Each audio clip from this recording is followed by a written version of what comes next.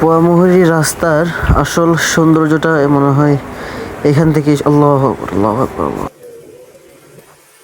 আর একটু হলেই তো আজকে বৃন্দাবনে চলে যেতাম।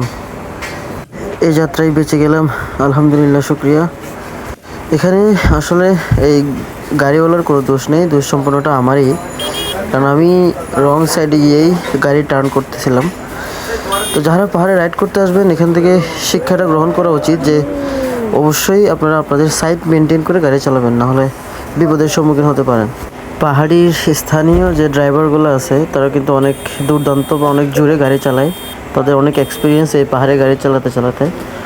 তাই আমাদের যারা ট্যুরিস্ট বলেন, যারা প্রথমবার পাহাড়ে আসবেন, তারা অবশ্যই চেষ্টা করবেন সবসময় নিজেদের সাইড মেনটেন করে গাড়ি চালাতে, না হলে সড়ক দুর্ঘটনার শিকার হতে পারেন। আর এখানে দুর্ঘটনা হলে এমন একটা জায়গা, না অ্যাম্বুলেন্স না গাড়ি, মানে অনেক কষ্ট হয়ে যাবে। তো এমনও হতে পারে যে হসপিটাল পর্যন্ত যেতে যেতে শেষ। যা সবই আল্লাহ ভরসা, সবাই দেখে শুনে রাইড করবেন পাহাড়ে।